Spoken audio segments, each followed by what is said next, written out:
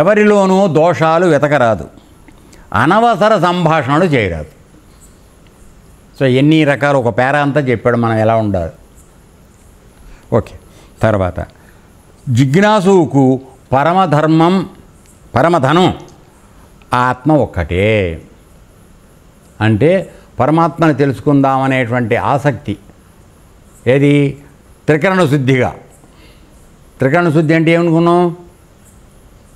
మనసు, వాక్కు, క్రియ, 3. దీని ద్వారా జరిగేది ఆత్మజ్ఞానం తెలుసుకోవాలనేది ఒకటే నాకు కావాలనే భావంలో ఉండాలి. అదే నా గొప్ప ఆస్తి. ఏనా?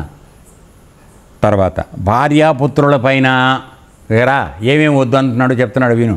మొట్టమొదటి పాయింట్ భార్యాపుత్రులపైన, గృహక్షేత్రాలపైన. గృహము, క్షేత్రం అంటే పొలం, అర్థమైందా?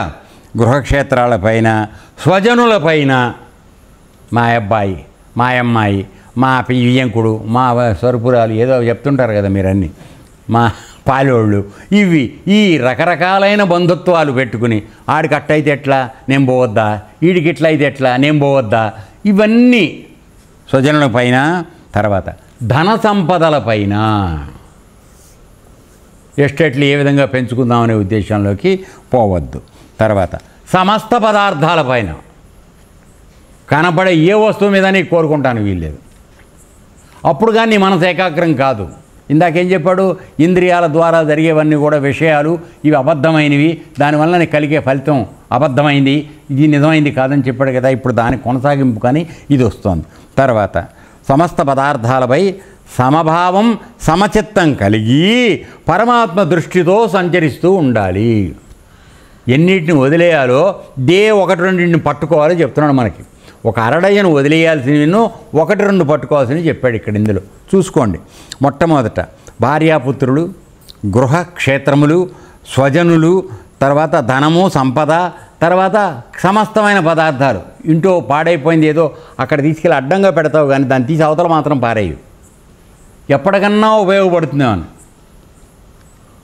అర్థమైందా? అది సరే. సమస్త పదార్థాలపై సమభావం, సమచిత్తం ఉండవలసినవి ఏమిటి? సమభావం.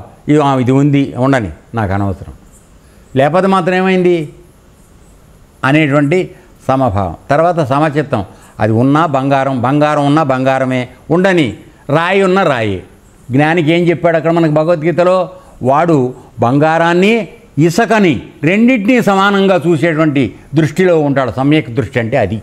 ఆ సమ్యక్ దృష్టిలోకి మనం రావాలని చెప్తున్నాడు. ఓకే. తర్వాత ఏ వస్తువుపై కానీ, ఏ వ్యక్తిపై కానీ విశేష మమకార వాత్సల్యాలు చూపరాదు. విశేషమైనటువంటి వాత్సల్యం, ప్రేమ. ఆయన మనవాడేరా పాపం, అది పిచ్చివేదా ఏదో చేశాడు. తర్వాత వీడు మనవాడు, మమకారం, వాత్సల్యం ఇవి వద్దు. దీనివల్ల ఏమవుతోంది? మమకారం, వాత్సల్యం పెంచుకుంటే ఏమవుతుంది అంటే, నువ్వు జడభరతుడు కథ గుర్తుపెట్టుకోండి. మహానుభావుడు, యోగి, ఏ బాధరబందీ లేవు ఆయనకి. పరమాత్మ సాక్షాత్కారంలో ఆయన వెళ్ళిపోదామని రెడీ అవుతున్న సమయంలో, దర్భలు పొడుచుకుని ప్రాణం ఉత్క్రమణ చేయడానికి రెడీగా ఉన్న సమయంలో అతని చేత పెంచబడుతున్నటువంటి ఒక జింక పిల్ల వచ్చి మీద దూకుతుంది అలవాటు ప్రకారం. ఆ తదేకమైన దృష్టి తొలగిపోయి దాని మీద చూశాడు. అరే ఏమవుతుందో నేను లేకపోతే అని భావం కలిగింది. అంతే, మళ్ళీ నెక్స్ట్ జన్మ ఆయన జింకగా పుట్టాడు. అయితే పూర్వజన్మ జ్ఞానం ఉంది కాబట్టి జింకగా పుట్టినా మాట్లాడడం అన్నీ ఆ జ్ఞానం అంతా ఉంది. అలా మాట్లాడుతూ జింకగా బతికి తర్వాత మళ్ళీ చనిపోయి మళ్ళీ ఒక యోగుల ఇంట్లో పుట్టి యోగిగా మారి అప్పుడు మోక్షాన్ని పొందాడు. సో అంత సూక్ష్మమైనటువంటిది ఈ జ్ఞానం. అర్థమైందన్నా? ప్రాణం విడిచిపెట్టే సమయంలో కూడా పరమాత్మ స్మరణలో ఉంటేనే నీకు ఈ మోక్షం.